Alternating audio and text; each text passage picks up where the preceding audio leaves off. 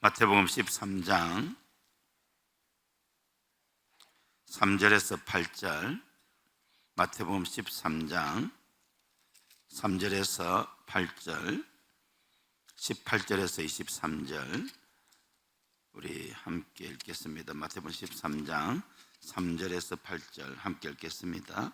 예수님께서 비유로 여러 가지를 그들에게 말씀하여 이르시되 씨를 뿌리는 자가 뿌리러 나가서 뿌릴새 들어는 길가에 떨어지매 새들이 와서 먹어버렸고 흙이 깊지 아니하므로 곧 싹이 나오나 해가 돋은 후에 타서 뿌리가 없으므로 말랐고 들어는 가시 떨기 위해 떨어지매 가시가 자라서 기운을 말았고 들어는 좋은 땅에 떨어지매 어떤 것은 100배 어떤 것은 60배 어떤 것은 30배의 결실을 하였느니라. 18절에서 23절입니다. 18절에서 23절. 그런즉 씨 뿌리는 비유를 들으라. 아무나 천국 말씀을 듣고 깨닫지 못할 때는 악한 자가 와서 그 마음에 뿌려진 것을 빼앗나니 이는 곧 길가에 뿌려진 자요 돌밭에 뿌려졌다는 것은 말씀을 듣고 즉시 기쁨으로 받되 그 속에 뿌리가 없어 잠시 견디다가 말씀으로 말미암아 환난이나 박해가 일어날 때에는 곧 넘어지는 자요 가시떨기에 뿌려졌다는 것은 말씀을 들으나 세상의 염려와 재물의 유혹에 말씀이 막혀 결심하지 못하는 자요 좋은 땅에 뿌려졌다는 것은 말씀을 듣고 깨닫는 자니 결실하여 어떤 것은 100배 어떤 것은 60배 어떤 것은 30배가 되느니라 하시더라. 천국 비유는 영어로 킹덤 커널입니다. 이 커널은 옥수수 알갱이 하나를 말하는 거예요. 그 옥수수 알갱이 하나 가지고는 옥수수 전체의 모양을 알 수가 없지 않습니까? 그래서 옥수수 알갱이 하나하나를 다 맞춰서 전체 모양을 볼 수 있도록 하는 거죠. 그 마치 이렇게 우리가 퍼즐을 맞춰 나가는 겁니다.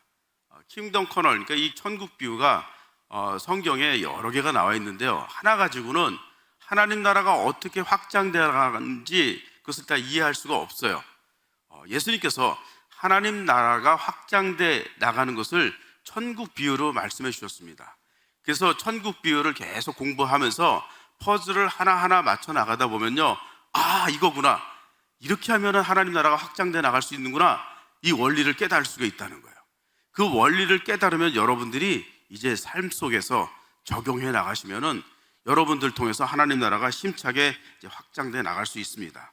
그래서 어제 저희는 첫 번째로 보아와 진주의 비유를 공부를 했습니다. 보아와 진주의 비유를 우리 마태복음 13장 44절에서 46절에서 공부를 했는데, 보아와 진주의 비유의 그 핵심은 뭐냐? 보아를 발견을 했어요. 진주를 발견했어요. 그리고 나의 모든 소유를 다 팔아서 그 보아를 샀어요. 나의 모든 소유를 다 팔아서 진주를 샀습니다. 이 보아와 진주의 비유는 나를 위해서 십자가에서 피 흘려 죽으시고 그 피값으로 나를 사신 그 예수님께 나의 모든 소유권을 다 드리는 거예요. 그게 바로 핵심입니다. 그러니까 소유권이 이전돼야 되는 거예요. 이제 내가 주인이 아니고 예수님께서 나의 주인이 되어주시는 거예요. 그래서 이제 내가 예수님과 함께 살아가는 거죠. 이 소유권 이전이 안 되면은요, 우리가 신앙생활을 해도요, 항상 내 중심으로 신앙생활을 할 수밖에 없어요. 그런데 하나님 나라 확장하기 위해서 제일 먼저 어떤 자세를 갖춰야 되냐? 소유권이 이전된 사람을 하나님이 쓰신다는 거예요. 내가 신앙생활을 10년, 20년, 30년 해도 소유권을 주님께 드리지 못하면은 쓰임 받을 수가 없다는 것을 우리가 깨달았습니다. 그러면 소유권을 이전하는 사람의 이 결단과 그 삶의 자세는 어떤가 한번 보면은요, 이 누가복음 14장 26절에서 26절, 27절 그리고 33절 말씀해 보면 자기 부모와 처자와 형제와 자매를 미워하고 또 자기 목숨을 미워하고 자기 거예요, 자기 거. 그리고 자기 십자가를 지고 예수님을 쫓고 그 다음에 자기의 모든 소유를 다 버리는 사람. 이 소유권을 이전한 사람들은요, 이런 삶을 살아야 된다는 거예요. 그럴 때 주님께서 우리를 사용하시는 거죠. 그런데 이 의미를 한마디로 함축하면은 어떤 뜻인가? 토탈 커미트먼트. 완전히 헌신된 사람을 주님께 쓰신다는 거죠. 완전히 헌신된 사람. 그런데 이 완전한 헌신은요, 내가 평생에 딱 한 번 헌신하는 게 아니에요. 이건 반복적으로 헌신해야 됩니다. 매일 헌신해야 되고요, 또 매 순간 헌신해야 되고, 평생을 내가 완전한 헌신 속에서 살아갈 때, 그때 주님께서 우리를 통해서 영광 받으시고 하나님 나라가 확장돼 가는 거예요. 근데 이게 어려운 것 같죠? 아주 쉬워요. 왜 쉽냐? 내 부모와 처자와 또 형제와 자매보다 내가 주님을 조금만 더 사랑하면 가능한 겁니다. 또 내 목숨보다 내가 주님을 조금 더 사랑하면 이 가능한 거예요. 또 내가 내 십자가를 지고 가는 거, 내가 주님을 조금 더 사랑하면 능히 지고 갈 수 있어요. 그리고 내 모든 소유, 내가 주님을 내 모든 소유보다 조금 더 사랑하면은요, 이게 아주 쉬운 거예요. 헌신한다는 게 어려운 게 아니더라고요. 내가 주님을 조금 더 내 거보다, 내 자신보다 조금 더 사랑하냐, 그렇지 않냐, 거기에 판가름이 나는 겁니다. 그게 아주 어려운 게 아니에요. 어렵고 힘든 거면은 주님이 우리에게 이런 걸 요구하지 않으시죠. 그렇지 않습니까? 그래서 여러분, 이 완전한 헌신, 토탈 커미트먼트, 어떻게 보면은 총체적인 헌신이라고 하는데, 여러분 이것을 매 순간마다, 또 매일, 또 매월, 또 매년 여러분 이렇게 헌신된 삶을 살아가길 바랍니다. 그럼 두 번째 오늘 퍼즐을 맞춰 나가겠습니다. 두 번째 조각은 뭐냐? 오늘 마태복음 13장 3절에서 8절, 그리고 18절에서 23절 말씀인 이 씨 뿌리는 비유입니다. 씨 뿌리는 비유. 자, 우리가 이제 천국 비유를 공부할 때 세 가지 질문을 가지고 공부한다고 어제 말씀을 드렸습니다. 다시 한번 우리가 복습을 하는 의미에서, 첫 번째는요, 이 천국 비유의 요점, 메인 포인트가 뭔가 이거죠. 이것부터 먼저 우리가 깨달아야 됩니다. 이것을 발견해야 돼요. 그리고 내가 이 요점을 찾았으면은요, 이것을 내 삶에 적용을 해야 돼요. 적용을 해야지만은 진리가 내 삶 속에서 나타나는 거죠. 근데 그 적용은요, 두리뭉실하게 추상적으로, 내가 믿음을 가지고 살겠습니다, 그걸 어떻게 알아요? 그걸 어떻게 적용하겠습니까? 그렇지 않습니까? 믿음이라는 건요, 추상적인 단어예요. 그거를 구체적으로 내 삶 속에서 실천하기 위해서는요, 이 구체적인 적용이 필요하다는 거죠. 그래서 나의 삶 속에서, 나의 사역 속에서 어떻게 구체적으로 오늘 내가 이 깨달은 이 말씀을 적용할까, 이런 것들을 여러분들이 훈련이 돼 있어야 돼요. 그래야지만 여러분들 날마다 하나님을 경험할 수 있다는 거죠. 그래서 이제 내가 이렇게 적용을 했는데, 그러면 어떤 일들이 앞으로 일어날 건가, 그 예상되어지는 거죠. expectation. 그 예상되어지는 일에는요, 좋은 일도 있고 좋지 않은 일도 우리가 분리해서 한번 미리 준비를 해보는 겁니다. 만약에 좋은 일이라면 너무 좋은 거죠. 기쁘죠. 근데 좋지 않은 일이 일어난다 할지라도 우리가 그것을 예상하고 그대로 이 말씀을 실천하는 자, 그런 사람들이 예수님을 따르고 예수님의 지상명령을 실천하는 제자라고 봅니다. 자, 오늘 이 천국 비유 아침에 이제 이렇게 다 말씀을 읽었는데요, 여기에는 네 종류의 밭이 나오죠. 네 종류. 길가가 있고, 돌밭이 있고, 가시 덤불이 있고, 그리고 좋은 땅, 이 네 종류의 밭이 있습니다. 근데 그 네 종류의 밭이요, 씨가 딱 떨어질 때 반응이 다 달라요. 각각 반응이 다른데, 그러면 이 어떤 반응을 나타내는가? 여기 요점을 보면은요, 이 네 종류의 밭이 있습니다. 이 요점. 오늘 그 천국 비유의 요점. 그 다음에 씨를 뿌려 한다. 이것도 요점이 될 수 있어요. 그렇죠? 씨를 뿌려 한다. 네 종류의 밭이 있다. 또 네 종류의 밭은 말씀을 들을 때 각각 반응이 다르다. 이것도 요점이 될 수 있고요. 씨를 뿌려야 밭의 종류를 우리가 알 수가 있다. 뿌리지 않으면은 그 밭이 어떤 것인지 우리는 알 수가 없습니다. 또 좋은 밭은 있다. 좋은 밭이 있습니다. 그런데 이 좋은 밭이요, 여기서 네 종류의 밭이 나오니까 이 좋은 밭이 한 25% 된다, 이렇게 해석하는 사람도 있어요. 근데 이건 아주 큰 잘못된 해석입니다. 이 좋은 밭이 25%가 될 수도 있고, 20%가 될 수도 있고, 10%가 될 수도 있고, 5%가 될 수도 있고, 1%가 될 수도 있어요. 0.5%가 될 수도 있습니다. 그런데 반드시 좋은 밭은 있습니다. 반드시 있더라고요, 이 좋은 밭이요. 좋은 밭을 찾으려면 반드시 씨를 뿌려야 된다. 씨를 뿌리지 않으면 좋은 밭을 찾을 수가 없습니다. 좋은 밭은 열매가 많다. 그렇지 않습니까? 이게 다 오늘 본문에 대한 그 요점이라고 할 수 있어요. 그러면 이 요점을 우리가 어떻게 이제 구체적으로 적용할 건가? 첫 번째, 좋은 밭을 찾기 위해서 내가 매일 30분씩 기도를 하겠다. 가능하겠죠? 네, 30분씩 여러분들 좋은 밭을 찾기 위해서 기도를 합니다. 그럼 하나님께서 좋은 밭을 만나게 해주실 줄 믿습니다. 또 매주 토요일 2시간씩 내가 씨를 뿌리러 나가겠다. 이것도 구체적인 적용이 가능하죠? 네, 매주 토요일 일주일에 한 번입니다. 2시간씩 씨를 뿌리러 나가겠다. 복음을 전하러 나가겠다는 거죠. 그 다음에 전도 대상자에게 2주에 한 번씩 씨를 뿌리겠다. 오늘 이제 오전에요, 누구에게 복음을 전해야 되는가, 이제 여러분들 전도 대상자들을 구체적으로 찾는 방법을 알려드릴 거예요. 그러면은 그 전도 대상자를 놓고 기도를 하면서 또 2주에 한 번씩 만나서 그 씨를 뿌리는 겁니다. 뭐 이렇게 이제 적용이 되는 겁니다. 그리고 내 자신이 먼저 좋은 밭이 되도록 기도하겠다. 그렇죠. 내가 좋은 밭이 되지 않으면은 어떻게 내가 좋은 밭을 만나기 위한 기대를 할 수가 있겠습니까? 그리고 좋은 밭이 되도록 말씀을 실천하고 내가 순종하겠다. 이것도 이제 좋은 적용이 됩니다. 자, 이렇게 이제 이런 것들을 우리가 적용을 해 나갔을 때 그럼 어떤 일들이 일어날 것인가 한번 예상을 해 보겠습니다. 첫 번째, 내 인격의 변화가 온다. 그렇죠.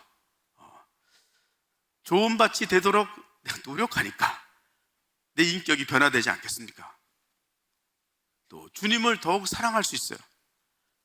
내 자신이 변화가 되니까, 내 자신을 변화시켜주는 주님을 생각해 보니까 더 주님과 이렇게 가까이 하고 더 주님을 사랑할 수 있는 그런 마음들이 생기는 거죠. 또 기쁨이 있어요. 내가 변화되니까 기쁨이 있죠. 그렇죠. 그 다음에 좋은 밭을 만나면 당연히 기쁨이 있지 않겠습니까? 기쁨이 있는 거예요. 이런 것들을 우리가 예상할 수 있어요. 또 열매를 맺을 수 있어요. 그렇지 않습니까?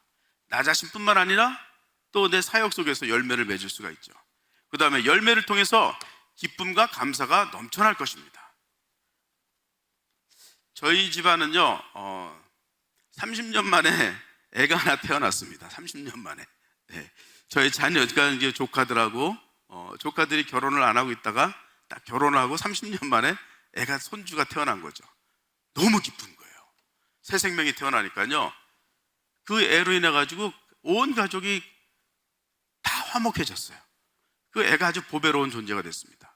여러분, 우리 교회도요, 이렇게 새 생명들이 들어오면은요 얼마나 기쁩니까? 다 그분한테 주목하지 않습니까?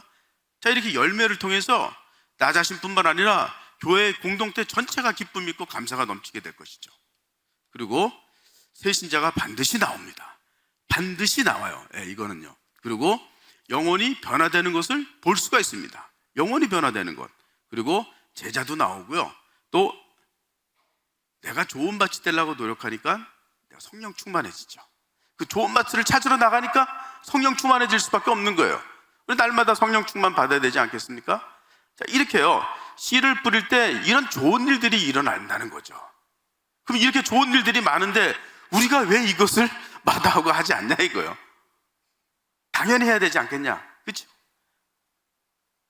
근데 그럼 안 좋은 일도 있을 건데, 그럼 안 좋은 일이 어떤 게 있냐? 육신이 좀 피곤해질 수는 있어요. 아무래도. 네, 기도도 해야 되고 또 좋은 밭을 찾기 위해서 나가야 되고 또 씨를 뿌려야 된다면은 육신이 조금 피곤해질 수는 있겠죠. 또 실망할 수 있어. 내가 정성스럽게 내가 사랑을 베푸고 온정을 다 베풀어 줬는데 거절했어요. 복음을 거절했어. 그럼 내 마음에 실망이 올 수 있지 않겠습니까? 이런 것들을 예상을 해야 돼요. 근데 실망을 받을 필요가 없습니다. 실망을 받다 보면은 그때부터는요 뭐가 생기냐면 막 자꾸 조급한 마음이 생깁니다. 씨를 뿌렸는데 이게 싹이 나지 않아. 그거 왜 싹이 나지 않을까지 다시 땅을 파헤쳐봐요. 이거는 아주 큰 일이 되는 거 아니겠습니까? 그래서 조급함을 우리가 생길 수가 있지만은 조급해하지 말라는 거죠. 이거는 내가 하는 일이 아니라 하나님께서 하시는 일이니까. 싹이 나는 것을 우리가 어떻게 알 수 있겠습니까? 모르잖아요. 하나님께서 하시는 일. 그리고 낙심이 올 수도 있습니다. 계속 거절하다 보면은요 낙심이 옵니다. 또 그러다 보면은요 우리가 포기할 수도 있어요. 씨 뿌리는 일을 포기할 수 있다는 거죠. 그리고 이제 또 분주해질 수도 있죠. 아무래도 또 일이 많아지니까 분주해질 수도 있습니다. 이런 것들이 우리가 예상할 수 있는 거예요. 자, 안 좋은 일에 우리가 좀 포커스를 맞춰야 됩니다. 이런 일들이 일어날래도 그래도 내가 오늘 하나님 말씀에 내가 순종하고 이것을 실천하겠는가, 이게 중요한 겁니다. 실천하는 사람들은요, 삶 속에서 진리를 경험할 수 있는 거죠. 실천하지 않을 때는 하나님을 경험하기가 어렵습니다. 네. 그런데 여기 이 네 종류의 밭이 있잖아요. 이 네 종류의 밭, 길가가 있고 돌밭이 있고 가시덤불이 있고 그리고 좋은 땅이 있습니다. 이 길가는요, 불신자라고 할 수 있어요. 말씀이 여기 이렇게 딱 들어와야 되는데, 말씀이 여기서 들어와야 되는데 여기서 싹 사라져 버려요. 악한 것이 와가지고 이 말씀을 걷어가 버리는 거예요. 그 길가는 그냥 불신자라고 보면 됩니다. 근데 돌밭이 있어요. 이 돌밭은 말씀이 들어왔어요.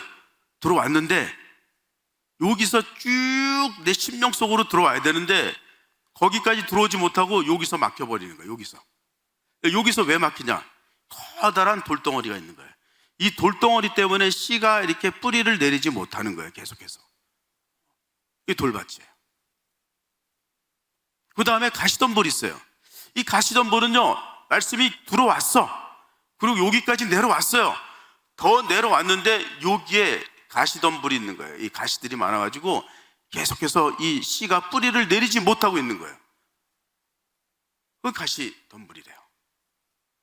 그런데요, 옥토가 있어요. 좋은 땅. 이 좋은 땅은요, 똑같이 말씀을 듣고 여기 씨가 들어와서 돌밭을 통과하고 가시덤불을 통과하고 어디까지 내려갑니까? 심령 깊숙이 딱 박히는 거예요. 요거를 좋은 땅이라고 얘기합니다. 근데 이 좋은 땅을 만나게 되면은요, 100배, 60배, 30배 열매를 맺을 수가 있다는 거예요. 오늘 이 천국 비유의 말씀은 그렇다는 거예요. 좋은 땅을 만나게 되면은 100배, 60배, 30배 열매를 맺을 수 있다고 말씀하신 건 하나님 말씀이에요. 반드시 열매를 맺는다는 거예요. 근데 이 좋은 땅이요, 어느 종족에 가면은 한 1%, 어느 종족에 가면 한 20%, 어느 종족에 가면 한 30%도 있고요, 40%도 있고, 50%, 60%, 70%도 있어요. 좋은 땅이요. 네 종류의 밭이라고 25%씩 나누면은 그건 안 됩니다. 이게 잘못된 해석이에요. 1%밖에 안 되는 곳은 어딘가? 제가 살고 있는 말레이시아입니다. 말레이시아 무슬림들은요, 복음을 들었을 때 100명 중에 1명이 복음에 대한 응답을 하고 예수님을 영접해요. 100명 중에 1명. 그러면 99명은 다 거절하는 거예요. 여러분, 그 복음 전할 맛이 나겠습니까? 99명이 거절을 해. 그러면 어떻게 되겠습니까? 계속 마음에 낙심이 오죠. 포기하고 싶죠. 너무 실망이 되죠. 내가 이것을 왜 해야 되는가? 이런 내 마음의 갈등들이 생기게 돼 있어요. 그렇지 않습니까? 그런데 포기하지 않아요. 왜? 1%가 있으니까요. 100명 중에 1명은 믿으니까, 설령 99명이 다 거절을 하더라도 내가 여기서 포기하면 1명을 건질 수가 없는 거예요. 이 천국 비에서 주는 우리의 이 귀한 격려는 바로 그겁니다. 반드시 좋은 땅이 있다는 거예요. 반드시. 네. 절대 포기하면 안 된다는 거예요. 인도네시아 같은 경우는요, 좋은 땅이 15%가 있어요. 15%. 10명, 20명한테 복음을 전하면 2명이 예수님을 영접하는 거예요. 누가? 무슬림들이요. 반드시 있어요. 말레이시아보다는 인도네시아가 상황이 훨씬 더 좋지 않습니까? 중앙아시아 가면요, 중앙아시아에 있는 무슬림들은요, 30%가 나옵니다. 30%. 10명 중에 3명이 예수님을 영접해요. 그러면 신나지 않습니까? 30%가 예수님을 영접하니까. 이 좋은 땅들이 있는 거예요. 저기 라오스를 가면은요, 몇 프로가 나오냐? 70%가 나옵니다. 라오스에 그 몽족이 있는데 이 몽족은요 10명 중에 7명이 복음을 받아들여요. 씨를 뿌리면은요 좋은 땅을 여러분들이 만나는 거예요. 이러면요 계속해서 나가서 씨를 뿌리고 싶은 마음이 계속 일어납니다. 그렇지 않습니까? 엄청나게 많은 것들을 출소하니까 기분이 좋잖아요. 감사가 넘치잖아요. 기쁨이 있잖아요. 이게 오늘 씨 뿌리는 자의 그 비유입니다. 이 비유가 우리에게 주는 이 말씀이에요. 여러분 이곳은 어떤지 모르겠어요. 여기 거제도는요. 거제도 여러분 통계가 나와야 됩니다. 여기는 만약에 10명이 복음을 들으면 몇 명이 예수님을 영접할까? 그걸 여러분들이 앞으로 계속 씨를 뿌리면서요 이런 것들을 보고를 하고 정확하게 통계를 내야 되는데 그 기가 막힌 사실은요 그 통계가 거의 다 정확합니다. 그러면 100명 중에 1명, 또 20명 중에 20명 중에 3명이 나오고 또 10명 중에 3명이 나오고 이런 데를 이 통계를 쭉 내보면은요 거의 정확하게 맞아요. 그렇게 나옵니다. 그런데 우리는 거기서 멈추지 않아요. 왜 10명 중에 1명만 복음에 대한 응답을 하냐? 우리가 이것들을 연구하고 분석하고 또 지혜를 구하고 또 하나님께 능력을 간구해서요 10명 중에 2명이 되도록 또 3명이 되도록 또 4명이 되도록 계속해서 전략들을 개발하고요 그리고 나가서 복음의 씨를 뿌립니다. 이게 필요한 거예요. 그래서 라오스가 처음부터 70%가 아니에요. 라오스가 처음에 30%였다가요 점점 올라가는 거예요. 40%, 50%, 60%, 지금은 거의 70%까지 올라갑니다. 그걸 어떻게 하냐? 씨를 잘 뿌리는 거예요. 씨를 계속 뿌리다 보니까요 이 씨 뿌리는 전문가가 돼버리는 거예요. 여러분 이 전도하는 것도요 다 이렇게 등급이 있습니다. 등급 다 잘하는 것 같죠? 그렇지가 않아요. 특별히 복음 전도에 은사가 있는 분들은 잘하지만은요 은사가 있는 분들이 다는 아니잖아요. 그러나 우리가 누구나 다 복음을 전해야 될 의무가 있는 거 아니겠습니까? 그런데 전하다 보면은요 어떤 일이 생기는가? 점점 내 스킬이 향상되는 거예요. 전도에 대한 스킬이 향상돼요. 그러다 보면요 전도의 전문가가 돼버린다는 거예요. 은사가 없어도 그렇게 된다는 거죠. 그러다 보니까 이게요 30%에서 40%, 50%, 60%, 또 70%까지 올라간다는 거예요. 좋은 땅이 70% 있다는 건요 엄청난 하나님의 축복입니다. 거긴 지금 폭발적으로 부흥이 일어나고 있어요. 라오스는요. 말레이시아 무슬림들 속에서는 부흥이 잘 일어나지 않지만 그래도 복음을 전하는 자가 있기 때문에 그래도 믿는 자들이 나온다는 거예요. 그 속에서도요.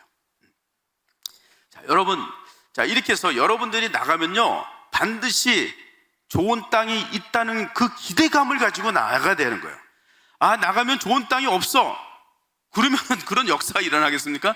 내 자신부터 벌써 부정적인데, 내 자신부터 벌써 딱 그냥 내 자신을 막아버리는데, 하나님의 역사를 막아버리는데 좋은 땅을 여러분들이 만날 수 있겠냐 이거죠. 만날 수가 없어요. 반드시 있다는 그 기대감을 가지고 여러분들이 나가서 좋은 땅을 찾을 때 여러분 만날 수 있다는 거죠. 오늘 천국 비유가 주는 그 말씀의 의미입니다. 그래서 이 씨 뿌리는 비유의 핵심은 뭐냐? 좋은 밭은 반드시 있다. 그러나 씨를 뿌려야 좋은 밭을 만날 수 있다. 여러분들이 나가지 않으면 절대 좋은 밭을 만날 수가 없다는 거예요. 물론 길가도 만나고 돌밭도 만나고 또 가시덤불도 만날 수 있지만은요 좋은 밭을 만날 수 있다는 거예요. 근데 그 좋은 밭을 통해서 100배, 60배, 30배 열매를 맺을 수 있다는 거예요. 또 여러분이 먼저 좋은 밭이 돼야 된다는 거죠. 혹시 여러분은 나는 돌밭이 아닌가? 하나님의 말씀을 받을 때 내 심령 속으로 쑥 들어와서 이게 뿌리를 내리는 그런 사람이 돼야 되는데 나는 여기서 튕겨버리지 않는가?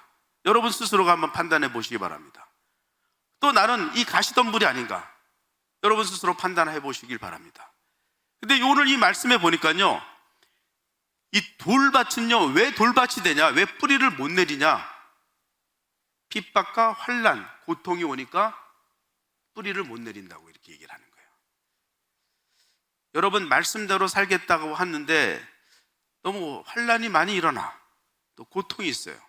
그리고 또 뭐 여러분들이야 뭐 예수님 뭐 전한다고 또 예수님 믿는다고 뭐 핍박받는 일이 있겠습니까? 그것 때문에 뿌리를 못 내리는 거예요. 여러분, 주님 때문에 여러분이 받는 고통이 있거나 주님 때문에 여러분이 받는 환난이 있으면 그것을 믿음으로 극복해야 된다는 거죠. 그렇지 않으면 여러분들은요, 평생 돌밭으로 살아야 돼. 평생 돌밭으로 살면 오늘 이 비유의 말씀은 열매를 맺을 수가 없다는 거예요. 열매를 맺어야 되잖아요. 주님을 섬기고 살아갈 때 열매가 없으면 안 되지 않습니까? 또 여러분들 가운데 가시덤불이 있을 수 있어요. 이 돌밭보다 더 무서운 게 뭐냐? 가시덤불이에요. 가시덤불. 이 가시덤불은 그래도 뿌리가 여기 씨가 들어와서 이렇게 여기까지 이렇게 내려갔는데 이 가시덤불 때문에 못 들어가는 거예요. 그 가시덤불이 뭐냐 이거예요. 재리의 염려와 세상의 염려 때문에 이 심령 깊은 곳으로 뿌리를 내릴 수 없다는 거죠. 말씀이 여러분 속에 들어왔는데 여러분 먹고 사는 문제, 이 돈 때문에 이 돈을 더 사랑하고 이 돈 때문에 주님을 외면하고 돈이 더 좋아요. 또 세상에 많은 그 염려가 너무 많아. 주님을 섬기는데 그 염려는 한낱 오늘로서 족한 거죠. 내일 일까지 염려를 한다는 거죠. 너무 염려가 많으니까요, 이 뿌리를 내릴 수 없다는 거예요. 그래서 여러분, 이 재리와 세상의 그 염려를 여러분들이 이길 수 있어야지만은 좋은 밭이 될 수 있다는 거예요. 그렇지 않으면은 여러분들 열매를 맺을 수가 없어요. 오늘 이 말씀에 보면은요, 오로지 좋은 땅을 통해서만 100배, 60배, 30배 열매를 준대요. 제가 이 말씀을 묵상하면서 주님, 가시덤불에도 20%는 줘야 되지 않습니까? 또 돌밭에는 그래도 10%는 줘야 되지 않습니까?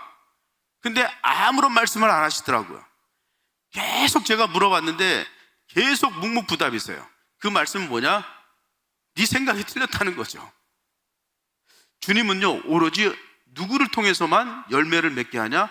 좋은 땅, 좋은 밭을 통해서만 열매를 맺을 수 있다는 거예요. 그러니까 여러분 스스로가 한번 비춰보시기 바랍니다. 내가 지금 돌밭이 아닌가?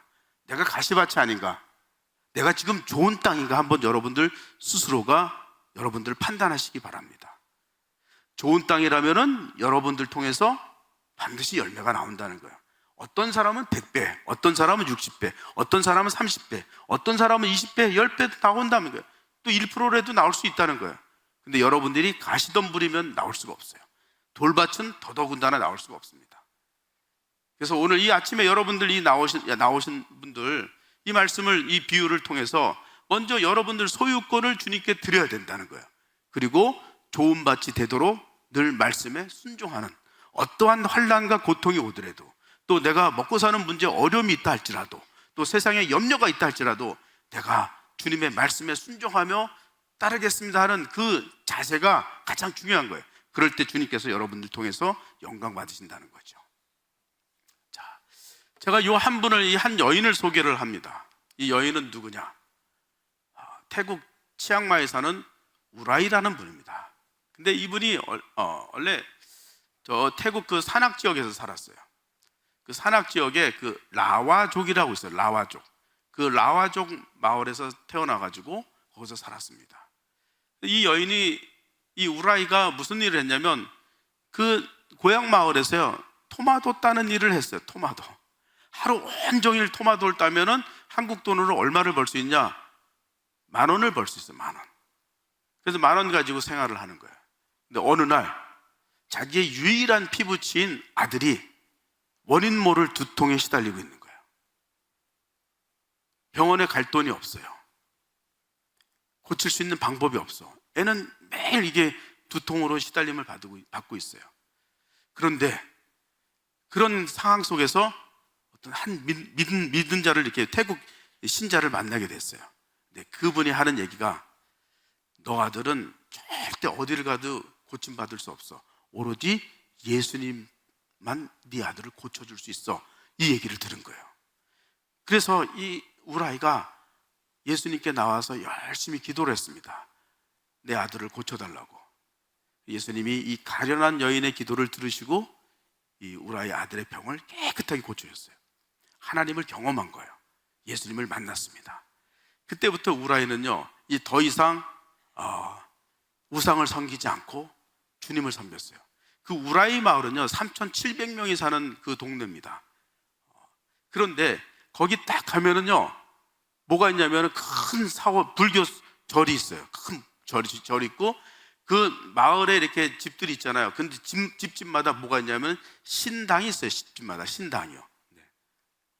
이런 게 있습니다. 신당이 집집마다 신당이 있는 거야. 다 우상을 숭배합니다. 3,700명이 전부 다 우상을 숭배하고 있는 거야. 근데 거기서 우라이가요 1,010명가 된 거예요. 그러고 나서 우라이가 복음을 전하기 시작했습니다. 뭐 복음이라는 게 간증을 했겠죠. 자기 아들을 누가 고쳐줬는가, 예수님을 전하기 시작한 거예요. 그랬더니 그 마을의 촌장이 마을에서 추방을 시켜버렸습니다. 그래서 우라이가 유일한 피부친 남편이 없어요. 아들을 데리고 3시간 떨어진 치앙마이로 쫓겨났습니다. 그 치앙마이에서 정착을 하면서 온갖 고생을 다 한 거예요. 정말 가진 고생을 하면서 아들 하나를 키우면서 거기서 산 거예요. 고향 마을에 제대로 가지도 못하고. 그렇게 있다가요 25년 만에 아주 귀한 분들을 만났습니다. 누굴 만났냐면 한국 선교사 부부를 만났어요. 근데 이분들은요 한국에서 살다가 캐나다로 이민 가서 캐나다 시민권자가 되고 또 거기서 콜링을 받고 주님께 헌신해서 그 태국 치앙마이로 간 사람이에요. 근데 이분들은요 우라이는 그냥 그 라와족 마을에서 이렇게 뭐 학식도 없고 그냥 뭐 토마토 따면서 그렇게 살던 지극히 평범한 서민이잖아요. 근데 이분들은 아주 인텔입니다. 그 선교사님은 그 옛날에 삼성맨이었어요. 그 남편도 그렇고 부인도 그렇고 아주 인물이 좋아요. 누가 봐도 기공자 같아. 아주 많이 배운 사람들이고 또 캐나다 시민권자고. 그런데요 정말 주님이 참 좋으신 분이라는 게 우라이를 만난 이 두 분이 우라이하고 너무 가깝게 지내는 거예요. 친구처럼 지내. 그래서 우라이의 사정을 딱 듣고 보니까 그분 고향 마을에 복음이 필요하다는 걸 알게 된 거예요. 그래서 우라이 이분이요 이 선교사 부부를 데리고 고향 마을에 갔습니다. 그 고향 사람들이 딱 보니까 형편없는 우라이인데 아니 저렇게 귀한 분들을 데리고 왔어요. 그 귀한 분들을 데리고 온 거야. 그러니까 이분의 그 위상이 달라져 버린 거예요. 그리고 복음을 전하기 시작합니다. 치앙마이에서 거기 그 라와족 마을까지 가는데 3시간 걸려요. 이게 꼬불꼬불 이렇게 산속 마을에 들러가야 되는데 매주마다 3시간씩 걸리는 그 거리를 가서 복음을 전하기 시작합니다. 그래서요 요게 이제 우라이 그 집인데 복음을 전하면서 이 우라이 집 앞에서 2022년 성탄절 때 마을 주민 57명을 초대해가지고 여기서 복음을 전했어요.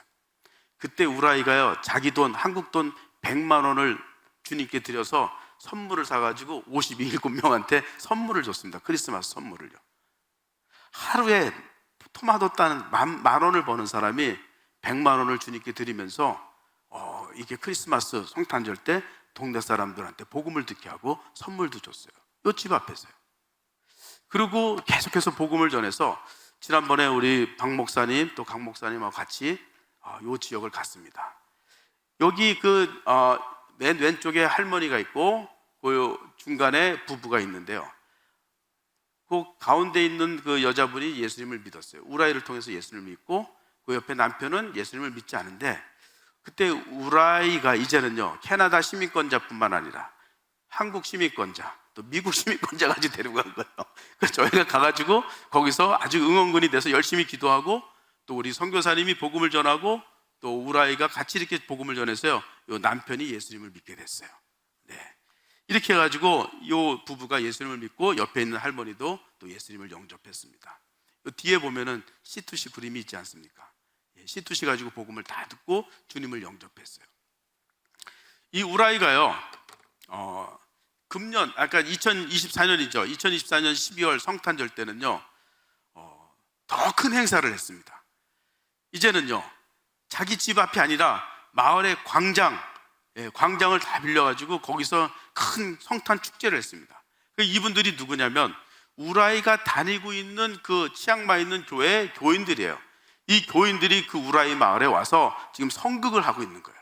성극을 하고 또 그 우리 선교사님이 C2C 가지고 복음을 전하고, 그리고 이렇게 많은 사람들이 이 성극을 보는 거예요. 한 여인을 통해서 이런 역사가 일어나는 거죠.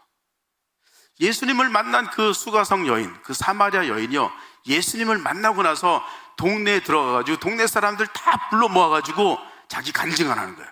이분이 나의 과거도 알고 현재도 한 그리스도라고, 이렇게 동네 사람들한테 자기가 만난 그 예수님을 전하고 있는 거예요.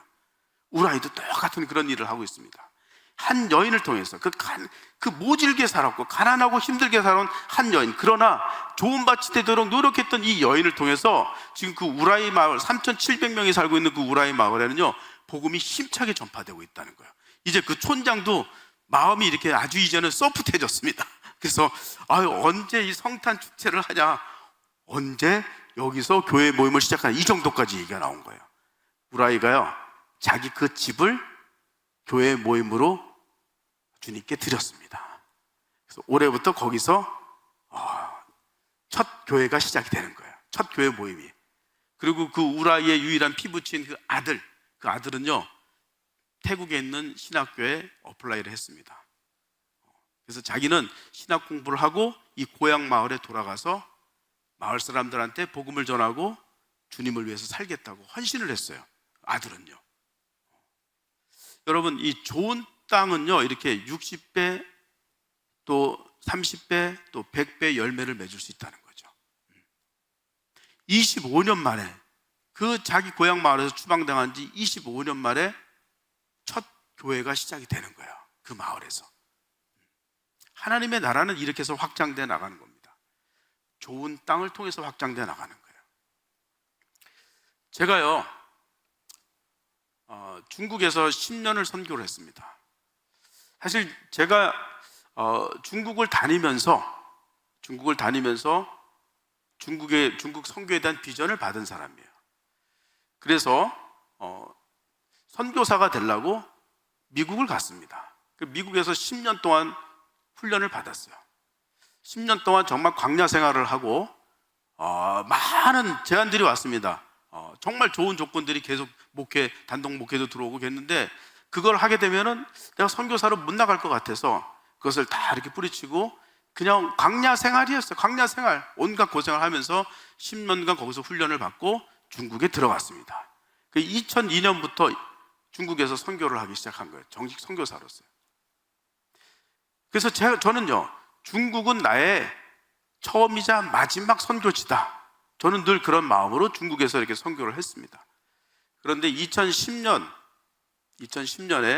제가 스페인 바르셀로나를 가게 됐습니다.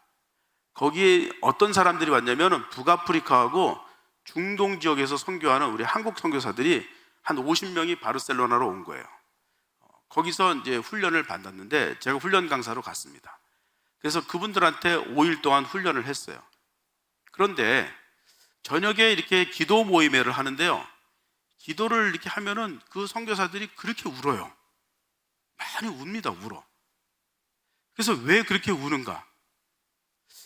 같은 선교사로서 좀 이렇게 동정심도 생기고 저도 좀 그런 마음이 있지만 이해가 안 되는 거예요. 왜 그렇게 많이 우는가? 그랬더니 이분들이 우는 이유가 여러 가지가 있어요. 처음에는 살기가 너무 힘들어, 이 북아프리카 쪽이요. 그리고 애들이요, 거기서 놀림을 받는다는 거예요. 이게 친하면서 이렇게 놀린다는 거예요. 그리고 애들을 국제학교를 보낼 수가 없어요. 돈이 없으니까. 그럼 어디를 보내냐? 현지 학교를 보내야 되는데 다 무슬림 학교예요. 그럼 거기 들어가면은 무슬림이 되지 않겠냐 이거죠.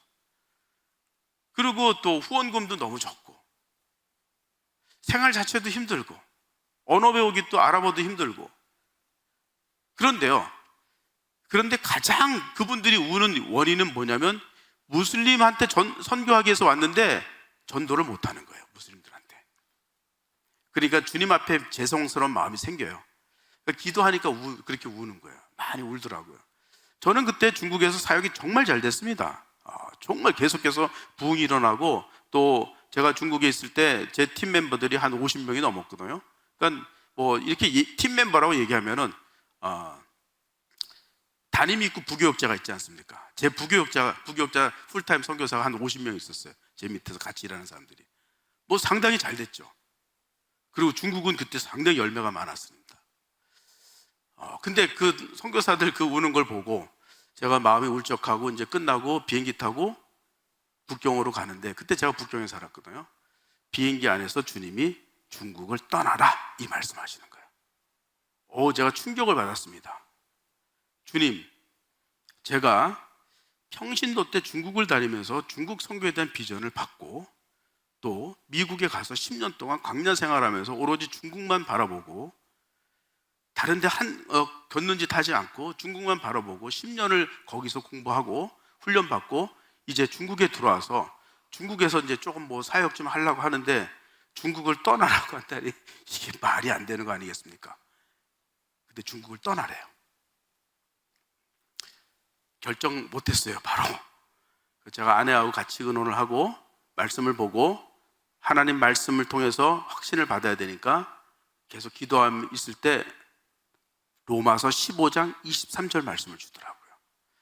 바울이요 1, 2, 3차 선교를 다 하고 그 아시아하고 유럽 일부 지역에 많은 선교 전략 기지를 세워놓고 그렇게 많은 열매를 맺고 이제 거기서 좀 편안하려고 하니까 바울이요 거길 떠난대요. 내가 이 지방에 더 이상 할 일이 없다. 내가 서바나로 가기를 원한다. 그 말씀이에요. 다시 복음의 불모지로 가겠다는 거죠. 그 말씀을 딱 저희한테 주신 거예요. 근데 저하고 제 아내하고 똑같은 해석이 왔어요. 중국을 떠나야 되는구나. 그래서 중국을 떠나겠다고 결단을 못했어요. 그래서 오랜 세월 동안 제가 중국만 바라고 선교를 했으니까요. 그래서 한 번 더 하나님 말씀을 받기를 원했어요. 하나님 한 번만 더 확인시켜 주십시오. 근데 2011년 9월에 하나님이 말씀을 주시는 거예요. 두 번째 말씀. 그 말씀을 딱 받고 나서 바로 결정했습니다. 저희 단체, 저희 중국 떠나겠습니다. 어디로 가겠냐? 힘든 곳으로 가겠습니다. 힘든 곳 어디? 이슬람 지역으로 가겠습니다. 그러니까는 막지 못해요. 편안하고 좋은 곳으로 가겠다면 막을 텐데 힘든 곳으로 간다고 하니까 축복을 해주더라고요. 그래서 2012년에 저희가 중국 선교 10년을 마치고 이슬람 지역으로 갔습니다. 왜 갔냐? 그때 바르셀로나를 가지 않았으면 갈 일이 없었겠죠. 바르셀로나 거기서 제가 5일간 있으면서 매일 저녁마다 우는 그 선교사들을 보면서요, 이분들이 고통스러워하는 거예요. 복음을 전하지 못하는 것 때문에. 그래서 제가 그때 그분들한테 전략들을 가르쳐 줬는데 2%가 부족했어요. 뭐가 부족하냐? 나는 이슬람 전략에 대해서 전혀 알지 못하잖아요. 그렇죠? 제가 중국에서만 사역했으니까. 근데 그분들은 전부 다 이 이슬람권에서 무슬림 대상으로 사역하시는 분들이니까 그분들이 정말 필요한 그런 전략들을 제가 알려줄 수가 없었던 거예요. 그리고 이 무슬림들이 급성장한다는 걸 제가 깨달았습니다. 그래서 주님이 또 다른 비전을 주신 거예요. 중국을 떠나서 아직도 중국이 할 일이 많은데 했더니 그건 네가 염려할 게 아니다. 너는 이제 중국을 떠나서 더 넓은 지역으로 가라. 어디로 갑니까? 이슬람 지역으로 가라는 거죠. 그래서 2012년에 제가 이슬람 지역으로 들어갔습니다. 지금까지 그래서 이 이슬람 사역도 하고 있는 거예요.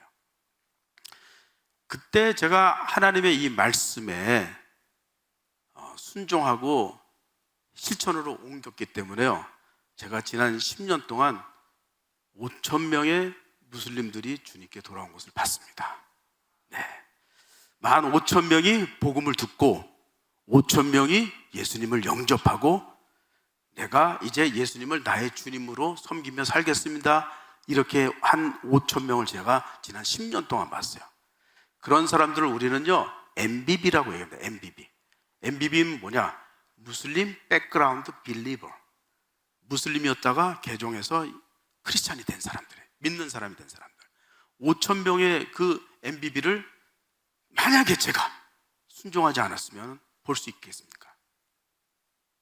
제 인생에 있어서 엄청난 기쁨이고 감사하고 영광이에요. 여러분 한 사람 한 사람이 좋은 땅이 돼야 된다는 거예요. 다 좋은 땅이 되세요. 좋은 땅이 되면은 주님께서 여러분을 통해서 100배, 60배, 30배의 열매를 맺게 해준다는 거예요. 그 열매는 뭐냐? 하나님 나라가 확장이 되고 나의 다음 세대가 세워지고 이 땅이 복을 받고요, 앞으로 우리 후손들이 더 하나님을 섬길 수 있는 그런 영광된 그거예요. 또 뿐만 아니라 여러분들을 통해서 세계 선교가 이루어진다는 거죠.